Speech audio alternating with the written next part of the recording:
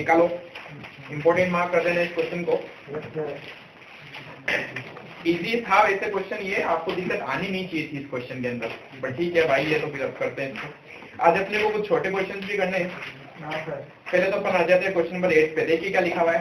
एक दातावी अस्पताल है, कोई हॉस्पिटल है, जिसका इनकम एक्सपेंडिचर अकाउंट आपको प्रिपेयर करना है। इसमें अपने को गिवन क्या है, देखिए पेज नंबर 344।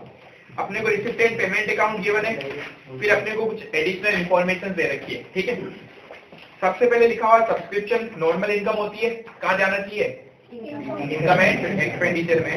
फिर डोनेशन, अभी तक तो डोनेशन कुछ नहीं लिखे तो कहाँ जाएगा, इनकम एक्सपेंडिचर। लेकिन ये अगर स्पेशल पर्पज के लिए हुआ तो बैलेंस शीट में जाएगा। फिर आपको लिखा हुआ है life membership fees. Life membership fees long term के लिए होती है, बैलेंस शीट में जानी चाहिए। यस, सिर्फ क्लोजिंग में, क्योंकि देखो ये इस साल मिली अपने को, अगर ये पिछले साल मिली होती तो पिछले साल की बैलेंस शीट में जाती।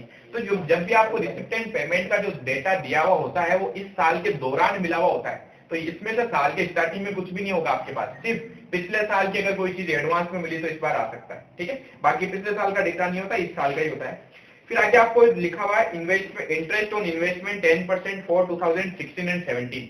इस बार हमें 10% की इनकम रिसीव हुई, किसके ऊपर, इन्वेस्टमेंट के ऊपर। तो देखिए इन्वेस्टमेंट तो कैपिटल टाइप का होता है, कहाँ जाएगा, बैलेंस शीट में। लेकिन उसके ऊपर आने वाली इनकम तो हमारी इनकम एक्सपेंडिचर में जाता है, रेवेन्यू टाइप की इनकम होती है, तो ये कहाँ जाना चाहिए, इनकम एंड एक्सपेंडिचर में। इस पॉइंट से हमें दो चीजें पता चलेगी, एक तो हमारी इनकम इस बार की जो रिसीव होगी, और दूसरी चीज हमें पता चलेगा कि इस बार आपके पास इन्वेस्टमेंट भी थे साल के स्टार्टिंग में। जब हम एडिशनल पॉइंट पढ़ेंगे तो आपको 1 अप्रैल को भी सारी एसेट्स एंड लायबिलिटीज दे रखी है, 31 मार्च को भी सारी एसेट्स एंड लायबिलिटीज दे रखी है, लेकिन 1 अप्रैल को हमारे पास इन्वेस्टमेंट नहीं दे रखी, ठीक है। तो हम क्या करते हैं, हम सीधा यहाँ का डेटा देखते हैं, ओपनिंग बैलेंस शीट बना देते हैं, वहां से कैपिटल फंड निकाल लेते हैं बिना इन्वेस्टमेंट लिखे हुए, जबकि इन्वेस्टमेंट होने चाहिए थे हमारे पास में। समझ गए, कैसे पता चलेगा इन्वेस्टमेंट है या नहीं है, इनकम रिसीव हुई ना अपने को इन इन्वेस्टमेंट पे। तो इनकम तो तभी रिसीव होगी ना जब हमारे पास इन्वेस्टमेंट होंगे। समझ पा रहे हो। तो एक तो पॉइंट ये इसमें अच्छा पॉइंट है कि हमारे पास साल के स्टार्टिंग में इन्वेस्टमेंट कुछ पड़े थे, ठीक है, वो कितने के पड़े थे उसके भी कैलकुलेशन कर लेंगे अपन।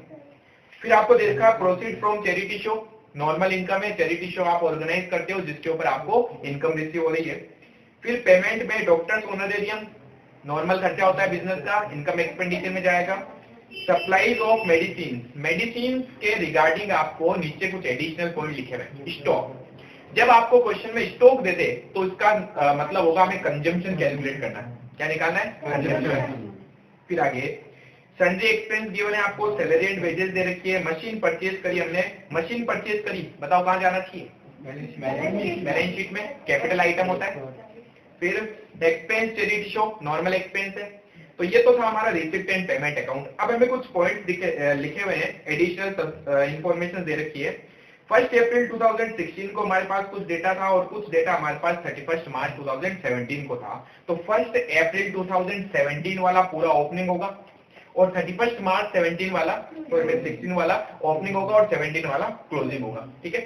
ओपनिंग में आपके पास में दे रखे हैं outstanding salary and wages. Outstanding को हमेशा क्या करते हैं, एड या लेस, तो क्लोजिंग को ऐड करते हैं, ओपनिंग को लेस करते हैं। तो क्लोजिंग एड होगा, ओपनिंग लेस होगा, किसमें, वो जो ऊपर सैलरी एंड वेजेस दे रखा है, इससे रिलेटेड जो पॉइंट है कहां पर, रिसिप्ट एंड पेमेंट में, ठीक है। फिर आगे दे रखा मशीनरी, मशीन और बिल्डिंग के बारे में मैंने आपको समझाया था कि जब भी आपको मशीन और बिल्डिंग दे रखा हो उसके बारे में और कोई पॉइंट नहीं लिख रखे हो तो हमें कैलकुलेट करना पड़ेगा कि क्या एसेट्स बढ़ी या कम हुई। एसेट्स अगर ओपनिंग से क्लोजिंग में बढ़ जाती है तो बढ़ने का सिर्फ एक ही रीजन होता है, हमने परचेज करी होगी, ठीक है। लेकिन अगर एसेट्स कम हो जाए तो इसके दो रीजन होते हैं। पहला रीजन हो सकता है हमने डेप्रिसिएशन लगाया होगा, तभी तो एसेट्स कम हुई, और दूसरा रीजन होता है हमने एसेट्स बेच दी होगी। अगर हमने एसेट्स बेच दी है तो पता है रिसिप्ट एंड पेमेंट में आया होगा, बेचा तो पैसा आएगा, पैसा आएगा तो रिसिप्ट एंड पेमेंट में लिखेगा। लेकिन अगर रिसिप्ट एंड पेमेंट में नहीं आया और एसेट्स कम हो रही है तो इसका एक ही मतलब होता है, डेप्रिसिएशन लगा। समझ गए, ये बहुत अच्छा पॉइंट था इसके अंदर। नेक्स्ट है हमारे पास आउटस्टैंडिंग सब्सक्रिप्शन, एडजस्टमेंट करना है, आउटस्टैंडिंग क्लोजिंग को तो जोड़ना है और आउटस्टैंडिंग ओपनिंग को लेस करना है। कल उत्तम जी ने क्वेश्चन पूछा था कि सर आउटस्टैंडिंग एसेट्स में कैसे आ रहा है, है ना। अगर आपके पास इनकम आउटस्टैंडिंग होती है ना तो हमारी एसेट्स होती है, पता है, इनकम मिलनी बाकी है तो हमारा राइट है उसके ऊपर, लेकिन अगर एक्सपेंस पे करने बाकी हो तो लाइबिलिटी है, समझे? तो सिर्फ आउटस्टैंडिंग देख के ये मत पता लगाओ कि सर वो लाइबिलिटी है कि एसेट, हमें आगे पढ़ना है कि वो आउटस्टैंडिंग है क्या। इनकम है तो मिलनी बाकी है, एसेट बनती है ना, और अगर एक्सपेंस है पे करने बाकी है तो लाइबिलिटी। ये पॉइंट बहुत अच्छा क्वेश्चन है, ये इसको अच्छे से कवर कीजिएगा। फिर आपको दिया हुआ advance subscription received in advance, कोई सब्सक्रिप्शन कोई चंदा हमें एडवांस में मिल गया, एसेट होती है लाइबिलिटी। अनर्ड या एडवांस सब्सक्रिप्शन को हमेशा ओपनिंग को जोड़ते हैं और क्लोजिंग को लेस करते हैं, ठीक है। फिर आगे स्टॉक ऑफ मेडिसिन, देखिए वहां ऊपर मेडिसिन दे रखी थी, मेडिसिन का स्टॉक दे दिया, जब स्टॉक दे दिया तो कंजम्पशन निकलेगा। इसके साथ ही अपने को मेडिसिन के क्रेडिटर्स भी दे रखे हैं, जस्ट नीचे आइए सप्लाईज ऑफ मेडिसिन। सप्लाईज का मतलब यहाँ पर क्या होगा, सप्लायर, सॉरी सप्लाईज नहीं, सप्लायर्स ऑफ मेडिसिन। सप्लायर कौन होते हैं, क्रेडिटर, जिनसे हम गुड्स परचेज करते हैं। तो हमें क्रेडिटर्स भी दे रखे हैं, अपने को स्टॉक भी दे रखा है, तो कंजम्पशन इजीली निकाल सकते हैं। क्या मैं क्रेडिटर्स को आउटस्टैंडिंग मान के चलूं?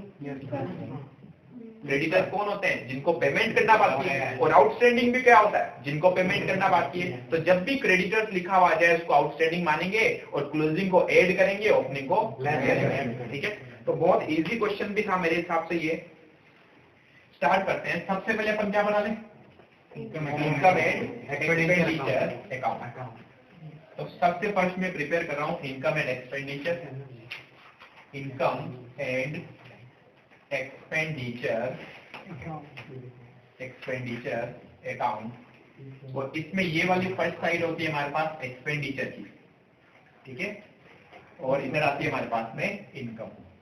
यहाँ पर आ जाएंगे एक्सपेंडिचर और यहाँ आ जाएगी इनकम, ठीक है। अच्छा, रिसिप्ट साइड में अगर कोई चीज लिखी हुई है तो वो इनकम है कि एक्सपेंस है? रिसिप्ट साइड में रिसिप्ट एंड पेमेंट के इनकम, तभी तो रिसीव होगी। तो सबसे पहले हम स्टार्ट करते हैं रिसिप्ट साइड से। ओपनिंग बैलेंस लिखा हुआ है, ये तो कहीं इनकम एक्सपेंडिचर में नहीं आता, ठीक है, ये सीधा ओपनिंग बैलेंस शीट में जाता है। सेकंड पॉइंट, सब्सक्रिप्शन आएगा, आएगा कहाँ लिखे, 2 में कि बाई में? तो हमने कहा अमाउंट उठाएंगे तो कहां से, रिसिप्ट एंड पेमेंट से ही, और लिखेंगे बाय सब्सक्रिप्शन। कितना?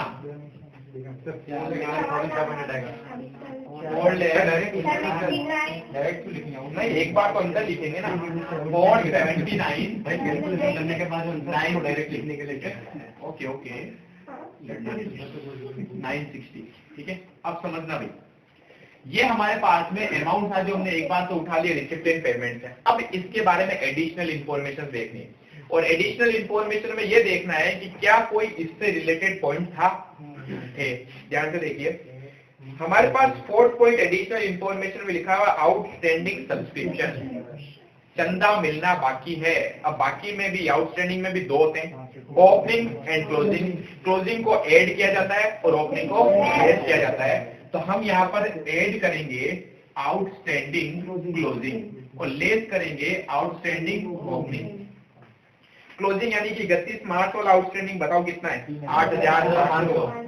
3,000 क्या नीचे बताओ, ऊपर ही रहोगी, 8,500। और आउटस्टैंडिंग ओपनिंग है हमारे पास 6,500। यहाँ तक कोई दिक्कत? इसके अलावा एक पॉइंट और है शायद अपने पास, एडवांस सब्सक्रिप्शन। एडवांस यानी रिसीव्ड इन एडवांस है, रिसीव्ड इन एडवांस में ओपनिंग वाला ऐड करते हैं और क्लोजिंग वाला लेस करते हैं। तो यहाँ ऐड करेंगे एडवांस ओपनिंग और लेस करेंगे एडवांस क्लोजिंग, ठीक है। बताओ ओपनिंग एडवांस कितना है? 2,540, 2,540, और क्लोजिंग कितना है? 3,000। एक का तो एडजस्टमेंट हो गया, समझ रहे हो। तो इसी तरीके से अपने को पहले रिसिप्ट एंड पेमेंट से अमाउंट उठाना है, फिर देखना उसके एडजस्टमेंट क्या क्या बोल रहा है, वो एडजस्टमेंट करने और अमाउंट बाहर आ जाएगा, ठीक है। अभी देखते हैं इसकी कैलकुलेशन, आगे बढ़ते हैं। लिख दो सर, 4,81,500, 481,500, ठीक है, एग्जैक्ट बताना है ना। Yes sir, exact. चलिए, डोनेशन। डोनेशन के बारे में क्वेश्चन ने कुछ नहीं बोला, और जब कुछ नहीं बोलता है तो हम इसको इनकम एंड एक्सपेंडिचर में लिखते हैं। हम ये मान के चलते हैं कि स्पेशल पर्पस के लिए नहीं है। अगर ये स्पेशल पर्पस के लिए होता तो अनिल जी कहाँ जाता? बैलेंस शीट, ठीक है। तो बताइए डोनेशन सीधा लिख दूं बाई साइड में, बाय डोनेशन कितने 45,000। नेक्स्ट लाइफ मेंबरशिप फीस सीधा बैलेंस शीट में जाएगी, लॉन्ग टर्म पर्पस से प्राप्त होती है। जब कोई चीज लॉन्ग टर्म पर्पस से रिसीव होती है तो हम कहां डालते हैं इसको, बैलेंस शीट में। अच्छा आपको पता है डोनेशन फॉर बिल्डिंग अगर आ जाए या डोनेशन फॉर कोई भी स्पेशल पर्पस आ जाए, उसको भी बैलेंस शीट में डालने का यही रीजन होता है कि हम ये मान के चलते हैं कि स्पेशल पर्पस से है तो यानी कि 12 महीने से ज्यादा के लिए इनकम है, ठीक है। इसलिए अपन इसको कहां ट्रांसफर करते हैं, बैलेंस शीट के लायबिलिटी साइड में, ठीक है। नेक्स्ट आते हैं अपन इंटरेस्ट ऑन इन्वेस्टमेंट, ये आ जाएगा नॉर्मल इनकम है। क्या लिखेंगे, बाय इंटरेस्ट ऑन इन्वेस्टमेंट कितने 70,000। Next proceed from charity show, हमने कोई चैरिटी शो ऑर्गेनाइज किया जिससे हमें कुछ इनकम रिसीव हो रही है, पैसा आया ना, इनकम है, बाई साइड में आ जाएगा by proceed from charity show. इससे रिलेटेड एक्सपेंस भी था। हाँ तो इससे रिलेटेड एक्सपेंस है ना, तो सुनो आपके पास दो ऑप्शन है, या तो आप इस इनकम में से यहीं से माइनस कर सकते हो एक्सपेंस, या फिर आप इस एक्सपेंस को यहाँ लिख सकते हो, ठीक है। तो हम यही लिखेंगे जैसा हम चलते हुए आ रहे हैं। तो ये कोई स्पेशल टाइप की इनकम नहीं है, ऐसा नहीं कि सर ये स्पेशल टाइप की है, 1,04,500। फिर आते हैं पर एक्सपेंस में। अच्छा इनके बारे में हमने पॉइंट नहीं पढ़े क्योंकि थे ही नहीं, तो जब आप एडिशनल पॉइंट पढ़ो तो याद रखना किस से रिलेटेड पॉइंट है उसका एडजस्टमेंट करना है। फिर आते हैं डॉक्टर्स ऑनरेरियम, एक्सपेंस है तो 2 में आएगा, 2 डॉक्टर्स ऑनरेरियम 90,000, ठीक है। इससे रिलेटेड भी कोई पॉइंट नहीं था additional. Next supplies of medicine, इससे रिलेटेड पॉइंट था, तो इसलिए मैंने कहा इसके अंदर स्टॉक दे रखा है, और जब स्टॉक दे रखा है तो हम कंजम्पशन निकालते हैं। क्या निकालते हैं, कंजम्पशन। तो मैं 2 साइड में लिखूंगा, 2 कंजम्पशन ऑफ मेडिसिन लिख सकते हैं आप डायरेक्टली, ठीक है, मेडिसिन। इसके लिए हम बनाएंगे वर्किंग नोट नंबर 1। अब फर्स्ट वर्किंग नोट में देखते हैं, आप ही बताएंगे भी कैसे निकालते हैं ना। कंजम्पशन ऑफ मेडिसिन, बताइए क्या फॉर्मूला था, एड परचेज, और परचेज के ब्रैकेट में मैं लिख सकता हूँ पेमेंट, एक ही चीज है क्योंकि पेमेंट साइड से अमाउंट लेना है, माइनस क्लोजिंग स्टॉक, ये तो नॉर्मल होता है। इसके अलावा अगर आपके पास में क्रेडिटर्स या एडवांस पेमेंट के बारे में कुछ बोला हुआ हो, दो ही चीज हो सकती है। देखो एक्सपेंस है, एक्सपेंस के बारे में दो ही चीज होगी, या तो पेंडिंग होगा या एडवांस पे किया होगा, ठीक है। यहाँ पर एडवांस पेमेंट तो कुछ दिया हुआ नहीं है, लेकिन हमारे पास में क्रेडिटर्स दे रखे हैं। क्रेडिटर्स को हम क्या मान के चलेंगे, आउटस्टैंडिंग। क्रेडिटर्स मींस जिनको पेमेंट करना बाकी है, तो हमने कहा आउटस्टैंडिंग है, तो यहाँ पर एड करेंगे क्रेडिटर, ब्रैकेट में लिख देता हूं आउटस्टैंडिंग, कौन से, क्लोजिंग, और लेस करेंगे क्रेडिटर आउटस्टैंडिंग, कौन से, ओपनिंग, और जो अमाउंट आएगा ये आपका कंजम्पशन होगा। तो फॉर्मेट फिक्स है, याद अब आपको करना है। बताइए फटाफट, ओपनिंग स्टॉक कितना था, सबसे लास्ट में दिया हुआ देखिए 89,100 मिला।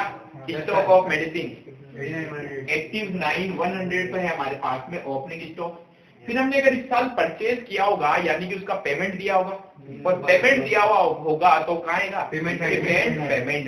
देखिए रिसिप्ट एंड पेमेंट में सप्लायर ऑफ मेडिसिन लिखा हुआ है 3,05,900 का हमने उनको पेमेंट दिया, 3,05,900। क्लोजिंग स्टॉक अपने को दिया वापस एडिशनल पॉइंट में 98,000, बढ़िया, ठीक है। हाँ अब इसकी टोटल करके कितना है, किसने किया कैलकुलेट, सिर्फ इसका कितना है,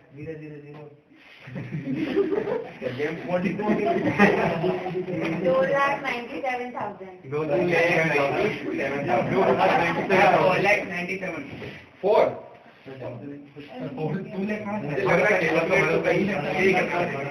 आप डायरेक्टली फाइनल आंसर बता रहे हैं,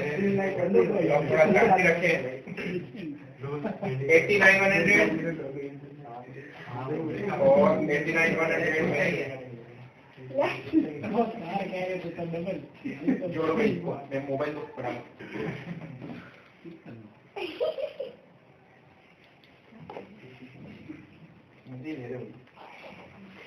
89,100 प्लस 3,05,900 माइनस 98,000, इसका अमाउंट आएगा 297, सही है ना?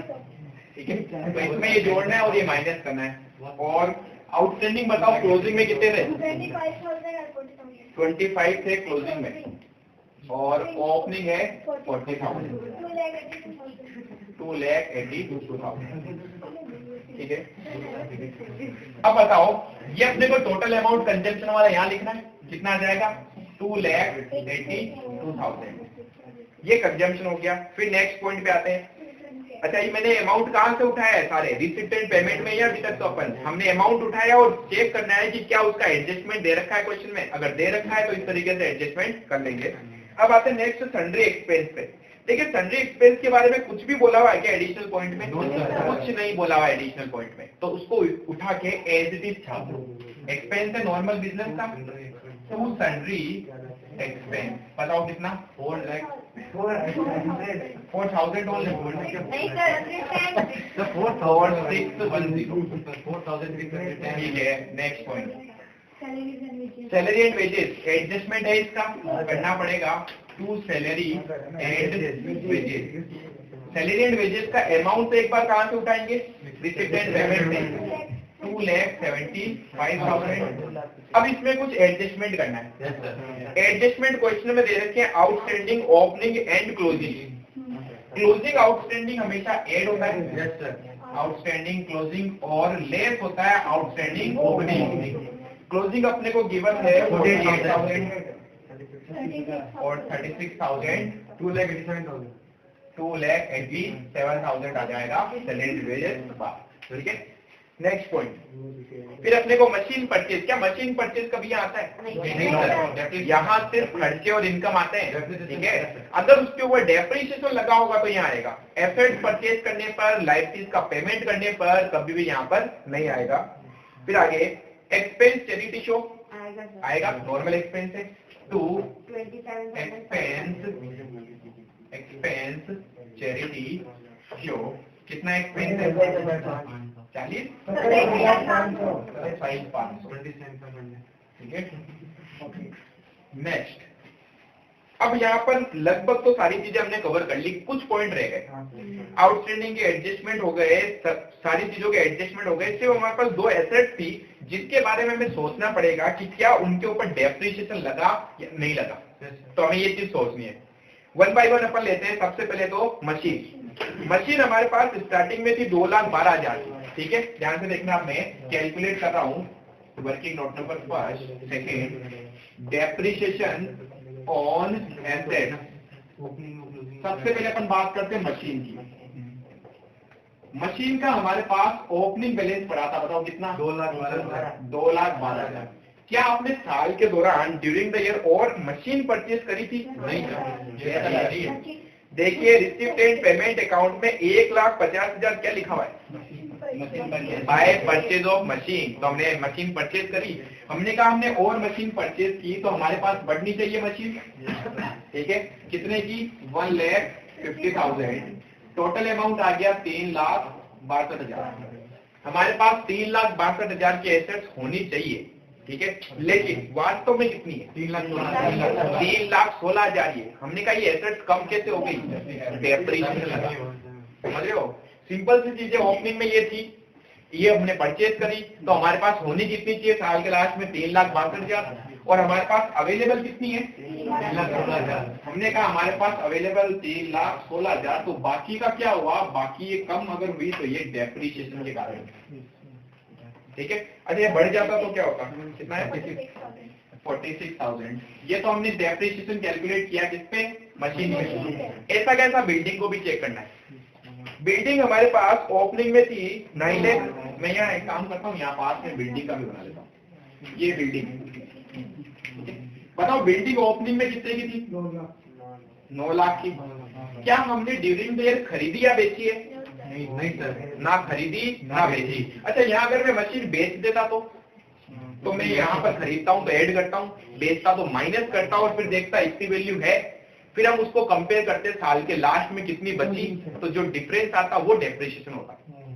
आया तुम्हें कि नहीं आया? पक्का? हमारे पास ओपनिंग में बिल्डिंग थी 9 लाख की, हमने परचेज कुछ भी नहीं करी, तो क्या हम कह सकते हैं हमारे पास साल के एंड में 9 लाख रुपीस की होनी चाहिए क्या बिल्डिंग? वास्तव में कितनी है? 8 लाख। तो अगर एसेट की वैल्यू कम हुई तो क्या रीजन है कम होने का? डेप्रिसिएशन लग गया। तो हमने कहा लास्ट में बची है 8,10,000। तो 90,000 की जो वैल्यू कम हुई है वो क्या है? डेप्रिसिएशन। ठीक है। अभी कोई एसेट बेची नहीं है, अगर हम कोई एसेट बेचते तो पता है एक पॉइंट और नया निकालना पड़ जाता। कौन सा? एसेट बेचने पर होने वाला प्रॉफिट एंड लॉस। मैं कहा जब भी एसेट बेचोगे तो आपको 2 चीजें कैलकुलेट करनी है, उस पर डेप्रिसिएशन और उसके ऊपर प्रॉफिट एंड लॉस। बट हमने यहाँ पर सेल तो नहीं करी, सेल नहीं करी तो हम सिर्फ एक ही चीज कैलकुलेट करेंगे, ओनली डेप्रिसिएशन। ये तो हमेशा चेक करना है। अब यहाँ पर क्लब में भी उधार में मतलब बेचते हैं? हाँ बेच सकते हैं। फिर क्या होती है इसकी? अगर उधार में बेचते हैं तो पहली चीज तो हमारे पास में रिसिप्ट एंड पेमेंट में आता ही नहीं, और रिसिप्ट एंड पेमेंट में नहीं आता, नीचे एडिशनल लाइन जरूर बताता हुआ आपको कि हमने उधार में बेची। ठीक है, तो हमें पता तो चल जाता कि हमने सेल करी है। ठीक, तो क्वेश्चन बोलेगा आपको हमेशा डेप्रिसिएशन लगाना किस पर? ऑन एक तो मशीन और एक है बिल्डिंग। मशीन हमारे पास में है, उस पे 46,000 का डेप्रिसिएशन लगा और बिल्डिंग पे डेप्रिसिएशन लगा 90,000 का, टोटल हो गया 1,36,000। और कोई भी पॉइंट बचा है क्या? निकाल लो प्रॉफिट या लॉस। डेफिशिएंसी आई है सरप्लस, डेफिशिएंसी आ रही है, इसकी टोटल बताओ। 827,110 827,110, इसमें से सब माइनस करेंगे तो बाई साइड में आ जाएगा बाय डेफिशिएंसी, बैलेंसिंग फिगर। और क्या बोलते हैं डेफिशिएंसी को? क्या है? लॉस है। ऑब्वियसली एक्सपेंस ज्यादा है, इनकम कम है, तो क्या लिख सकता हूँ? Expenditure over income. कि हमारे जो एक्सपेंस है वो इनकम से ज्यादा हो। कितने ज्यादा हुए? 126,110। ये हमारी डेफिशिएंसी आ गई। फटाफट यहाँ तक उतारो, फिर बैलेंस शीट भी कंप्लीट करते हैं। अब देखो मैं सिर्फ वर्किंग नोट बिठा रहा हूँ, income expenditure as it is पड़ा है यहाँ पर, वर्किंग नोट बाकी है अभी। अब देखो अपने को क्या करना है, एक तो क्लोजिंग बैलेंस शीट बनानी है, एक ओपनिंग बैलेंस शीट बनानी है। ठीक है, ओपनिंग क्यों बनाता हूँ? क्योंकि मुझे कैपिटल फंड चाहिए। कैपिटल फंड पहले ओपनिंग बैलेंस शीट से कैलकुलेट करेंगे, उसके बाद में हम बनाएंगे क्लोजिंग बैलेंस शीट। और क्लोजिंग बैलेंस शीट के लिए लगभग हमें सारी चीजें क्वेश्चन में दे रखी है, नहीं तो आप इनकम एंड एक्सपेंडिचर से भी देख सकते हो, with assets and liabilities. Assets and liability कहाँ मिलेगी? दे रखी एडिशनल इंफॉर्मेशन। चलिए, तो सबसे फर्स्ट में यहाँ बनवा देता हूँ आपको ओपनिंग बैलेंस शीट। कितनी साइड होती है बैलेंस शीट की? 2, एसेट एंड लायबिलिटी। तो यहाँ पर थोड़ा छोटा बनेगा, ध्यान रख लेना, बैलेंस शीट।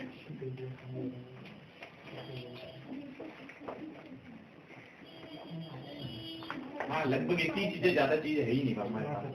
Asset liability. कई बच्चे कहते हैं सर इसमें आप वो कंपनी वाला फॉर्मेट क्यों नहीं बना रहे हो? सर वो इसमें नहीं आता है। हाँ बैठो सामने, अमाउंट। अब बताओ एसेट्स हमारे पास में कौन कौन सी है? सबसे पहले आ जाइए ओपनिंग। अच्छा सबसे पहले तो रिसिप्ट एंड पेमेंट में आना है। बताओ क्यों? क्योंकि वहां से अपने को कैश का बैलेंस पता चलेगा। ठीक है, सबसे पहले रिसिप्ट एंड पेमेंट में टू बैलेंस बीडी लिखा हुआ है ना, इसका मतलब है हमारे पास में साल के स्टार्टिंग में कैश या बैंक बैलेंस अवेलेबल था। जब कुछ नहीं कहता तो हम कैश बैलेंस मान के चलते हैं। तो हमने कहा साल के स्टार्टिंग में हमारे पास कैश पड़ी थी कितनी? 71,300। तो सबसे पहले लिख देते हैं कैश बैलेंस 71,300। उसके बाद में हमारे पास में ओपनिंग बैलेंस हो गया। फिर आइए एडिशनल इंफॉर्मेशन में। अच्छा एडिशनल से पहले एक पॉइंट समझाया था आपको मैंने, इनकम ऑन इन्वेस्टमेंट। हमारे पास साल के स्टार्टिंग में इन्वेस्टमेंट भी थे, तभी तो अपने को इनकम रिसीव हुई इस बार। जो क्वेश्चन में कहीं लिखा हुआ नहीं है, सिर्फ एक छोटा सा हिंट दिया उसने आपको कि इंटरेस्ट ऑन इन्वेस्टमेंट कितना रिसीव हुआ है? 10%। किसके ऊपर? इन्वेस्टमेंट के ऊपर। इसका मतलब मेरे पास साल के स्टार्टिंग में इन्वेस्टमेंट थे और लास्ट में भी हमारे पास में थे। कैसे निकालेंगे इन्वेस्टमेंट कितने थे? तो इन्वेस्टमेंट का 10% है तो इसका 90% होगा 3,30,000। नहीं गलत बोल रहे आप। सुनो, इनकम जो रिसीव होती है ना वो उस इन्वेस्टमेंट की वैल्यू जितनी थी उसका 10% मिलता है। ठीक है, तो क्या मैं कह सकता हूँ हमारे पास में इन्वेस्टमेंट थे 7 लाख के, 7 लाख के थे, तभी तो 7 लाख का 10% कितना आया, 70,000 मिला आपको। समझ पा रहे हो? तो भाई 70,000 रिसीव हुआ, जो क्वेश्चन में लिखा हुआ है 10% था। किसका 10% था? इन्वेस्टमेंट का। इसका मतलब देखो कैसे करेंगे इसको, ये जो 70,000 है ना, ये 10% है, हमने कहा डिवाइड बाई ये 10 है। 1% कितना होगा पता चल गया? मुझे 1% थोड़ी जानना, मुझे तो वो 100% वैल्यू चाहिए जिसके ऊपर हमने इंटरेस्ट निकाला है। समझ रहे हो? तो हमने कहा ये 70,000 जो है ना वो 10% है, तो बताओ 100% कितना होगा? तो हमने निकाल लिया 7 लाख। तभी तो अब देखो 7 लाख का 10% 70,000 होता है, वो आपको इनकम रिसीव हुई। ये अगर 20% होता तो अपॉन में 20 लेते, इंटू 100 कर लेते। 30% होता तो अपॉन में 30 लेते, इंटू 100 कर लेते। समझ पा रहे हो? चलिए, तो ये एक हमें और चीज पता चल गई। अब आ जाइए एडिशनल इंफॉर्मेशन में। 1 अप्रैल 2016 को देखिए क्या क्या था हमारे पास में अवेलेबल। इस दिन हमारे पास में आउटस्टैंडिंग सैलरी एंड वेजेस थे। आउटस्टैंडिंग सैलरी एंड वेजेस, बताओ सैलरी एंड वेजेस एसेट्स होते हैं कि लायबिलिटी? क्यों? क्योंकि एक्सपेंस है और एक्सपेंस आउटस्टैंडिंग है, पे करना बाकी है, तो क्या बन गए? लायबिलिटी बन गए। तो आउटस्टैंडिंग एक्सपेंस जब भी लिखे हुए आ जाए तो हमेशा लायबिलिटी में लिखना है आउटस्टैंडिंग सैलरी एंड वेजेस। ठीक है, कितना था ओपनिंग में? 36,000। सिर्फ ओपनिंग वाला डेटा देखना है, क्योंकि मैं बैलेंस शीट कब की बना रहा हूँ? बेस्ड ऑन 1 अप्रैल 2016। ठीक है, नेक्स्ट पॉइंट आइए। फिर अपने को गिवन है मशीन। मशीन आ जाएगी एसेट साइड में। मशीन बताओ कितने की थी? 2,12,000। उसके बाद बिल्डिंग भी एसेट्स है ओपनिंग में, बिल्डिंग 9 लाख रुपए। स्टॉक, स्टॉक भी एसेट्स होती है। ठीक है, स्टॉक में क्या लिखेंगे? स्टॉक ऑफ मटेरियल मेडिसिन कितना है ओपनिंग में? 89,100। उसके बाद अपने को दे रखा है अच्छा, ये बाकी सब तो आपने लिखा ही नहीं। बिल्डिंग के बाद में क्या था? Outstanding subscription. बताओ आउटस्टैंडिंग सब्सक्रिप्शन एसेट्स होती कि लायबिलिटी? एसेट। सब्सक्रिप्शन इनकम है, इनकम मिलनी बाकी है। आपका राइट है इसके ऊपर या आपको चुकाना है? ये बताओ। राइट है, हमारा राइट है इसके ऊपर। हर वो चीज जिसके ऊपर हमारा राइट होगा वो हमारे लिए एसेट होती है। तो सिर्फ आउटस्टैंडिंग नहीं देखना, क्या देखना है? आउटस्टैंडिंग के बाद में इनकम है या क्या है? आउटस्टैंडिंग सब्सक्रिप्शन ओपनिंग वाला 6,500। उसके बाद एडवांस सब्सक्रिप्शन। एडवांस मैंने कहा भाई इनकम में कोई एडवांस में मिल गई तो एसेट है कि लायबिलिटी? लायबिलिटी। ठीक है, तो लायबिलिटी साइड में आएंगे अपन एडवांस, क्या लिखें? सब्सक्रिप्शन। कितना मिला? 2,000 ओनली।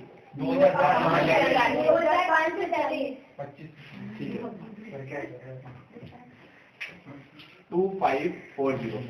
नेक्स्ट आइए। फिर अपने को दे रखा है स्टॉक ऑफ मेडिसिन, लिख चुके अपन। ठीक है, और supplier of medicine. Supplier means क्या होता है? क्रेडिटर्स। क्रेडिटर्स एसेट्स होती है कि लायबिलिटी? लायबिलिटी। पे करना बाकी है। साल के स्टार्टिंग में हमारे पास में क्रेडिटर्स थे। सप्लायर ऑफ मेडिसिन मैं थोड़ा शॉर्ट में लिख रहा हूँ, है ना, इसको पूरा कर लेता। 40,000 40,000। हमने साल के स्टार्टिंग में जो भी एसेट एंड लायबिलिटी थे वो सब लिख दी। और अब यहाँ से आ जाएगा हमारे पास ओपनिंग में कैपिटल फंड कितने का था, बैलेंसिंग फिगर। ठीक है, कैलकुलेट कर ले। किया किसने? ये कितने इसकी एसेट की टोटल? 197,890 यानी 19,78,900 19,78,900। इसमें से सब लेस क्या लगाया? 19 लाख। ठीक है, 360 लास्ट में। चाहिए देख लेना भी ओपनिंग कैपिटल फंड आ गया। ठीक है, ये हमारा ओपनिंग कैपिटल फंड निकला। अब हमें बनानी है क्लोजिंग बैलेंस शीट। क्लोजिंग के लिए क्या करना है बताओ? जैसे ओपनिंग के लिए हमने डेटा देखा, ओपनिंग में सारा डेटा दिया हुआ है, क्लोजिंग में भी आपके पास दिया हुआ है। क्लोजिंग के डेटा को एज इट इज उठाना है, क्लोजिंग बैलेंस शीट में लिखना है। एसेट्स है या लायबिलिटी वो आपको देखना है, क्योंकि ये मैं आपको होमवर्क दे रहा हूँ। ठीक है, बन जानी चाहिए सबसे, क्योंकि अब ज्यादा कोई दिक्कत आएगी नहीं। क्लोजिंग में सारी चीजें दे ही रखी है आपको तो ऑलरेडी, ठीक है। एक याद रखना, क्लोजिंग में एक तो इन्वेस्टमेंट लिखना, क्योंकि वो आपको दे नहीं रखे, फिर भूल जाओगे आप, इन्वेस्टमेंट है। और क्लोजिंग में एक रिसिप्ट एंड पेमेंट का क्लोजिंग बैलेंस आएगा, बाय बैलेंस शीट कितना 17,750, बस। इसके अलावा सारी चीजें आपको दे रखी है, ठीक है। उतारो फटाफट। अब देखो एक स्पेशल फंड क्या होता है, पहले तो उसको समझते हैं, ठीक है। स्पेशल फंड का मतलब होता है हमारे बिजनेस में पता कई प्रकार के खर्चे किए जाते हैं, कई एक्सपेंस होते हैं, जैसे हम या फिर कई एसेट्स हम परचेज करते हैं, जैसे स्पोर्ट्स मटेरियल हम परचेज करते हैं। तो आप ये करते हो कि उस स्पोर्ट्स मटेरियल के अंदर जो भी एक्सपेंस करना है या उस स्पोर्ट्स मटेरियल से रिलेटेड कोई भी इनकम अगर आपको रिसीव होती है तो उसके लिए आप एक स्पेशल फंड बना देते हो। क्या करते हो? फंड। अगर आपको स्पोर्ट्स मटेरियल से कोई भी रिसिप्ट होती है, पैसा मिलता है, तो आप इसको इस फंड में डाल देते हो। और अगर आप कोई पेमेंट करते हो, जैसे बैट बॉल खरीदने हैं, है ना, या कुछ और इसके ऊपर एक्सपेंस करने रिलेटेड टू स्पोर्ट्स इक्विपमेंट, है ना, तो वो खर्चा भी आप कहां से करते हो? इसी फंड में से। कई बार आपको डोनेशन मिलता है स्पेशल, कि स्पोर्ट्स फंड के लिए डोनेशन देते हैं वो आपको, कि आपकी एक्टिविटी स्पोर्ट्स से रिलेटेड होनी चाहिए, तो वो पैसा भी हमें काम मिलेगा डोनेशन वाला, वो भी हम क्या करेंगे? इस फंड में डाल देंगे, यानी हम इस फंड को इंक्रीज करेंगे। इन शॉर्ट कहा जाए तो अगर आपने कोई स्पेशल फंड बना लिया, ठीक है, कोई स्पेशल कोष बना लिया, जैसे एग्जांपल लेता हूं स्पोर्ट्स फंड। अब इससे रिलेटेड, स्पोर्ट्स से रिलेटेड जो भी एक्टिविटी होगी उससे या तो इनकम हो सकती है या एक्सपेंस हो सकते हैं। अगर इनकम होगी तो इसको आप इस स्पोर्ट्स फंड में ऐड कर दोगे, और अगर एक्सपेंस होंगे तो आप क्या करोगे? यहीं से लेस कर दोगे। अब मैंने कहा आपको एक डोनेशन मिला किसी से, सपोज कीजिए 5 लाख रुपीज का, और स्पेशल डोनेशन था, किसके लिए था डोनेशन? स्पोर्ट्स फंड के लिए। तो पता आप क्या करोगे? क्या इससे हमारे स्पोर्ट्स फंड इंक्रीज होना चाहिए, बढ़ना चाहिए? मैंने कहा मुझे 5 लाख रुपए का क्या मिला? डोनेशन। ध्यान से देखना इसको जो समझा रहा हूँ। 5 लाख रुपए का हमें डोनेशन मिला, किससे रिलेटेड मिला? स्पोर्ट्स फंड से रिलेटेड। तो मैंने कहा इससे हमारे स्पोर्ट्स फंड क्या होगा? इंक्रीज हो जाएगा। तो इसको स्पोर्ट्स फंड में डालना है। क्या ये अब इनकम मानकर इनकम एंड एक्सपेंडिचर में लिखोगे? नहीं सर। किसी भी तरीके का फंड, किसी भी तरीके का कोष हमेशा बैलेंस शीट में शो किया जाता है। कहां पर? बैलेंस शीट में, क्योंकि स्पेशल पर्पज है। देखो स्पोर्ट्स फंड बोला इसने, ठीक है, तो हमने कहा किसी भी तरीके का स्पेशल अगर आइटम आ जाएगी, स्पेशल फंड आ जाएगा, तो सीधा कहा जाएगा बैलेंस शीट में, लायबिलिटी साइड में। अब मैंने कहा आपको 5 लाख रुपए का डोनेशन मिला, और मुझे ऐसा लगता है कि आने वाले 2 से 3 साल तक ये पैसा मैं कहीं यूज लेने वाला नहीं, तो क्या मुझे एक बार अमाउंट तो रिसीव हो गया? यस। मैंने कहा अगले 3 साल तक अगर मैं ये पैसा यूज नहीं लूं, या अगले 2 साल तक यूज नहीं लूं, तो क्या ये पैसा खाली यही पड़ा रहेगा? या बेटर ऑप्शन है मैं इस पैसे को कहीं इन्वेस्ट कर देता हूँ, इन्वेस्ट कर देंगे, तो बढ़िया ऑप्शन यही है, क्योंकि अगर मैं इसको कहीं इन्वेस्ट करूंगा तो हो सकता है मुझे इसके ऊपर इनकम रिसीव होने लग जाए। सपोज कीजिए मैंने अपने दोस्त को लोन दे दिया, समझ रहे हो, तो 5 लाख रुपए हमारे पास पड़े थे, या हमारे किसी बिजनेस वाले को लोन दे दिया हमने, ताकि उसके ऊपर हमें इंटरेस्ट रिसीव होता रहे, है ना। तो क्या मैं इस पैसे को कहीं इन्वेस्ट कर सकता हूँ क्या? यस सर, हम इस पैसे को इन्वेस्ट कर सकते हैं। फिर पता है इस इन्वेस्टमेंट का नाम क्या होगा? इस इन्वेस्टमेंट का नाम होगा स्पोर्ट्स फंड इन्वेस्टमेंट। खाली इन्वेस्टमेंट नहीं बोलेंगे, ठीक है, यानी कि ये जो पैसा आया इन्वेस्टमेंट का, कहां से आया? स्पोर्ट्स फंड आया।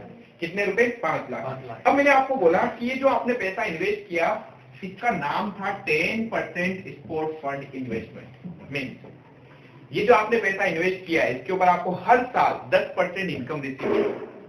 कितनी? 10%। अब मुझे बताओ ये जो इनकम है, क्या इनकम एक्सपेंडिचर में लिखूंगा, या मुझे इस इनकम को इसी स्पोर्ट्स फंड में लिख देना चाहिए? इनकम एक्सपेंडिचर में लिखेंगे इनकम को। अगर इस नॉर्मल इन्वेस्टमेंट होते हैं, मैंने क्या बोला आपको, इन्वेस्टमेंट 2 तरीके के हो गए, एक तो नॉर्मल इन्वेस्टमेंट, दूसरा किसी स्पेशल फंड का पैसा इन्वेस्ट किया, ठीक है। अगर नॉर्मल इन्वेस्टमेंट होते तो उसके ऊपर होने वाली इनकम एक्सपेंडिचर में जाती, लेकिन स्पेशल फंड का पैसा अगर आपने कहीं इन्वेस्ट किया तो उसके ऊपर होने वाली इनकम को उसी फंड में डाल देते हैं। सपोज कीजिए मैंने 2 साल तक ये 5 लाख का पैसा का इन्वेस्ट कर दिया, अब बता आपका फंड कितना हो जाएगा? पहले साल 5 लाख का 10% 50,000 रिसीव होगा आपको, तो वो जो इनकम होगी मैं पहले साल इसी में ऐड कर दूंगा। तो पहले साल के एंड में अगर कोई मुझे बोले बताओ स्पोर्ट्स फंड का बैलेंस कितना है, तो पता क्या बोलूंगा? 550। क्यों? क्योंकि 5 लाख का तो अमाउंट था और 50,000 मुझे इसके ऊपर इनकम रिसीव होने लगी।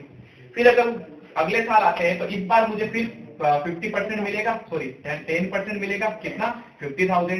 यानी इस साल के लास्ट में मेरे पास में फंड में अमाउंट कितना आ जाएगा 6 लाख। समझ पा रहे हो? तो जब आपके पास कोई स्पेशल फंड हो, उससे रिलेटेड अगर आपके पास कोई इनकम होती है तो वो इनकम उसी फंड में जाके जुड़ जाती है। आया समझ में? लेकिन अगर मैं ये कहूं आपको, मैंने कहा ये सिर्फ 10% इन्वेस्टमेंट है, इसका मतलब इसके ऊपर होने वाली इनकम स्पेशल है क्या? नहीं सर। तो इनकम एक्सपेंडिचर में जाएगा। समझ पा रहे हो? Yes sir. कोई डाउट? अब मैंने कहा आपने 1 लाख रुपए का खर्चा कर दिया कोई स्पोर्ट्स फंड से रिलेटेड, कितने का? 1 लाख रुपए का। क्या ये एक्सपेंस मुझे इनकम एंड एक्सपेंडिचर में लिखना चाहिए या इसी फंड में से माइनस कर देना चाहिए? इसी फंड में से। तो इन शॉर्ट कहा जाए तो क्या मैं लिख सकता हूं कि बैलेंस शीट में जब स्पेशल फंड दिया हुआ हो तो हमें क्या करना है? अगर स्पेशल फंड से रिलेटेड कोई भी इनकम होती है तो हमने कहा स्पोर्ट्स फंड आपके पास पड़ा है, उससे रिलेटेड अगर आपके पास में कोई भी इनकम होती है तो उस इनकम का क्या करेंगे? मिला है। चलो, स्पोर्ट्स फंड हमारे पास ओपनिंग में था। अगर हमारे पास में कोई भी किसी भी तरीके की इनकम रिसीव्ड होती है, इनकम ऑन इन्वेस्टमेंट, और वो इन्वेस्टमेंट कौन से? जो हमने स्पोर्ट्स फंड से निकाल के ट्रांसफर किए थे, वो इन्वेस्टमेंट होने चाहिए, तो वो इसी फंड में जोड़ देते हैं। क्या मैं कह सकता हूँ यहाँ से माइनस भी करेंगे अगर हमने कोई एक्सपेंस कर दिया हो इससे रिलेटेड? यस, अगर कोई हमने एक्सपेंस कर दिया वो माइनस भी कर देंगे। ठीक है। और अगर हमें इसके अलावा जैसे डोनेशन मिला, डोनेशन फॉर किसके लिए? डोनेशन फॉर स्पोर्ट्स फंड, इसी में ऐड करेंगे। हमें सब्सक्रिप्शन मिला फॉर स्पोर्ट्स फंड, इसी में क्या करेंगे? जोड़ते जाएंगे। सिंपल सी चीज है। फंड से रिलेटेड इनकम है तो इसी में आएगी, फंड से रिलेटेड एक्सपेंस है तो यहीं से लेस कर दिए जाएंगे। अच्छा, मैंने कहा स्पोर्ट्स फंड से मैंने कुछ स्पोर्ट्स इक्विपमेंट खरीदे। क्या खरीदे? Sports equipment. क्या फंड कम होना चाहिए? तो फंड कम हो जाएगा। तो सिंपल सी चीज है, ये आपको एडजस्टमेंट करना है। बढ़ेगी। एसेट्स नहीं, हाँ, अगर इक्विपमेंट खरीदोगे तो एसेट्स बढ़ेगी। पता है, हमने ये पैसा अगर इन्वेस्ट कर दिया तो भी तो एसेट्स बढ़ी। ठीक है। लेकिन इन्वेस्टमेंट करने पर एक चीज ध्यान दीजिएगा, कल मुझे शायद आज सुबह की क्लास में बच्चों ने पूछा कि सर इन्वेस्टमेंट जो है वो हमने माइनस कर हमने कहीं पैसा इन्वेस्ट कर दिया तो क्या वो इस फंड में से माइनस नहीं होना चाहिए?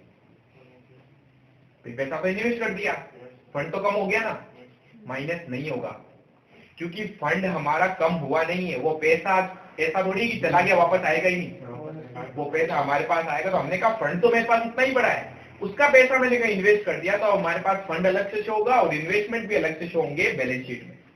ठीक है, इसको यहां तक उतार लो, फिर मैं एक क्वेश्चन देता हूं आपको करने के लिए, देखते हैं आप कर पाते हो क्या। अब आपके है short answer type question, page number 337, question number 9। ठीक है, ये शॉर्ट आंसर टाइप है ना? यस। कल मैंने कुछ शॉर्ट आंसर टाइप आपको होमवर्क दिए थे, 8 तक के क्वेश्चन, जिसमें से 7 करने के लिए मना किया था। कुछ क्वेश्चन आपसे 1-2 नहीं हुए, वो भी अभी कर लेंगे अपन। आइए सबसे पहले पॉइंट नंबर क्वेश्चन नंबर 9 में इसी से रिलेटेड पॉइंट है। ठीक है, आंसर आप देने वाले हैं, मैं आप इसे पूछने वाला हूं, इसलिए अच्छे से पढ़ लो उसको फटाफट। 9th question. Yes, question number 9 short answer type का है, पेज नंबर 337 पे देखो, न्यूमेरिकल में मत पहुंच जाना।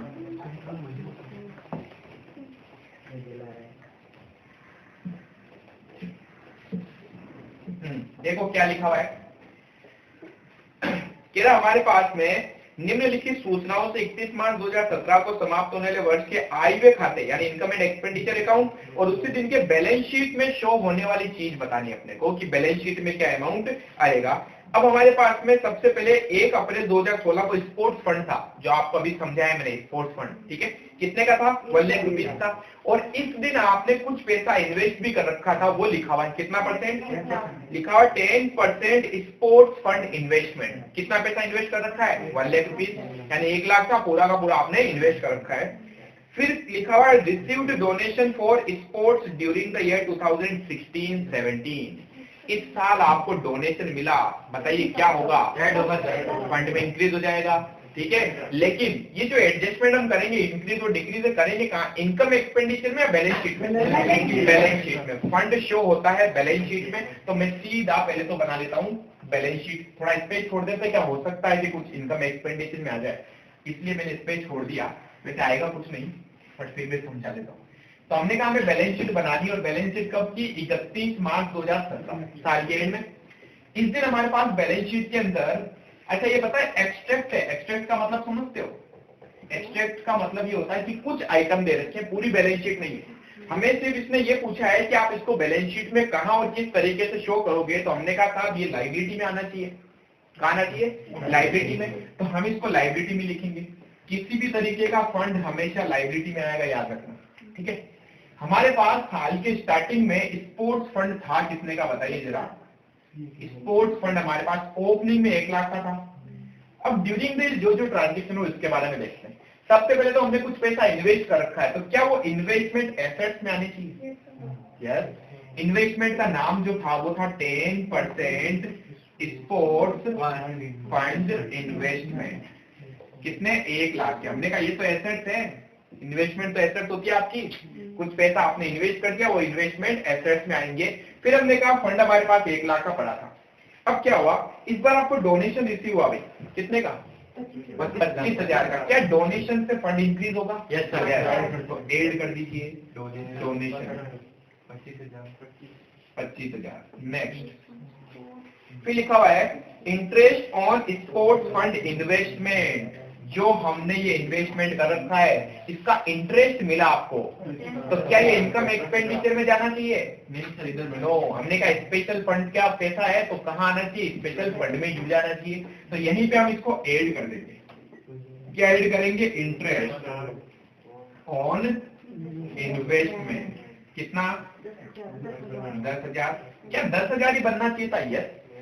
1 लाख था, 1 लाख का 10% 10,000 होता है। इमेजिन करो ये 9,000 रिसीव होता, तो हम यहां कितना लिखते? 9 या 10?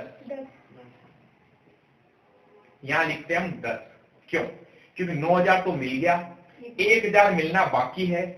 आउटस्टैंडिंग इनकम, और आउटस्टैंडिंग हमेशा ऐड होती है साल के एंड में जो, तो वो ऐड इनकम एक्सपेंडिचर में ना होकर अब क्या होगी? यहां। समझ गए? एडजस्टमेंट वही है, सेम चीज। लेकिन कोई आइटम अगर इनकम एक्सपेंडिचर में जाएगा तो वहां एडजस्ट करेंगे, कोई आइटम अगर बैलेंस शीट में जा रहा है तो वहां पर इसका एडजस्टमेंट किया जाएगा। ठीक है। अब आइए आगे, next point, expense on sports event. Event का मतलब हमने कोई प्रतियोगिता वगैरह कुछ करवाई होगी, कंपटीशन वगैरह, जहां पर हमने स्पोर्ट्स की एक्टिविटीज करवाई, उस पर कुछ खर्चा हो गया। तो ये खर्चा किससे रिलेटेड है? स्पोर्ट्स से। तो स्पोर्ट्स से रिलेटेड तो एक्सपेंस इसका माना जाएगा, स्पोर्ट्स का। कई बार बच्चे इसको उठा के डाल देते हैं इनकम एक्सपेंडिचर, सब खर्चा लिखा हुआ है, एक्सपेंस लिखा हुआ है। अरे भाई एक्सपेंस किसका है वो भी तो देखो। अगर वो एक्सपेंस इस फंड से रिलेटेड है तो यही एडजस्ट होगा। ठीक है, तो यहीं से मैं माइनस करूंगा और क्या लिखूंगा? Expense on sports. कितने का खर्चा हुआ? ये 40,000 माइनस कर देंगे। और बताओ क्या? बस। तो अब इसको तो करेंगे खत्म। कई बार स्पेशल बच्चे ये भी कहते हैं, क्या कहते हैं? सर दोनों साइड की टोटल मैच नहीं हुई। अरे निकमो, ये एक्सट्रैक्ट है। एक्सट्रैक्ट का मतलब चीजें कहाँ कहाँ आएगी, सारी चीजें थोड़ी आ गई इसमें जो हमारी दोनों साइड मैच हो जाएगी। समझ गए? चलो उतार लो इसको फटाफट। इसके जैसा एक और क्वेश्चन दूंगा अभी आपको। 1 मिनट। अब देखो ये तो आप कर लेना क्वेश्चन नंबर 9। मैं अभी इसको मिटा नहीं रहा हूँ। एक छोटा सा पॉइंट आपके पास और है, लास्ट पॉइंट बचा है, ध्यान से देखो। 10 क्वेश्चन, क्वेश्चन नंबर 10। ठीक है, हमारे पास में अगेन पूछ रहा है, एक फंड दिया हुआ आपके पास में, स्पेशल फंड है जिसका नाम है opening balance of medical relief fund. Medical relief fund यानी मेडिकल से रिलेटेड हमने कोई एक स्पेशल फंड बना रखा है। क्या हमारे पास साल के स्टार्टिंग में कितना फंड था? 2,50,000 का। ध्यान से देखना, इसमें बहुत अच्छा पॉइंट है, एग्जाम में आया हुआ क्वेश्चन है। हमारे पास साल के स्टार्टिंग में फंड पड़ा था, तो इसको हम बैलेंस शीट में लिखेंगे। पहली चीज तो बैलेंस शीट क्लोजिंग वाली यानी 31 मार्च 17। ठीक है, अभी आप पहले बैलेंस शीट मत बनाना, इससे पहले हमें एक चीज और बनानी पड़ेगी, इसलिए पहले समझना इसको। हमने कहा हमारे पास में ओपनिंग में रिलीफ फंड कितने का था? रिलीफ फंड था हमारे पास 2,50,000 का। ठीक है, ओपनिंग में हमारे पास रिलीफ फंड था 2,50,000 का, 250। फिर इस बार क्या हुआ देखो, first point, donation received toward sports fund, इस स्पोर्ट्स फंड को काट के करना मेडिकल फंड, ठीक है, इसने गलती से स्पोर्ट्स लिख दिया है। तो हमारे पास में इस बार मेडिकल फंड से रिलेटेड कुछ डोनेशन मिला आपने को, तो बताओ क्या वो इसी की इनकम मानी जाएगी?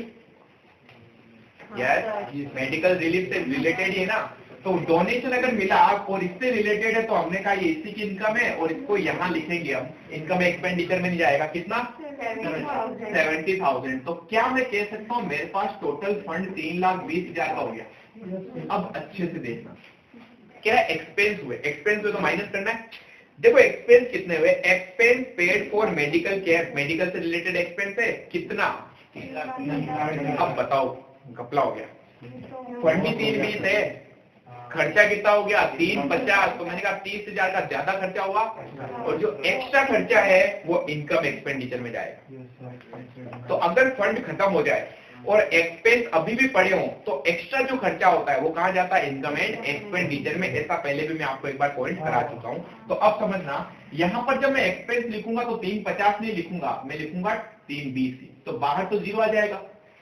और यहाँ लिखना है एक्सेस कितना 30,000, कहाँ ट्रांसफर करेंगे, transfer to income and expenditure account. और इसलिए हम इसके बाद में क्या बनाएंगे, इनकम एंड एक्सपेंडिचर।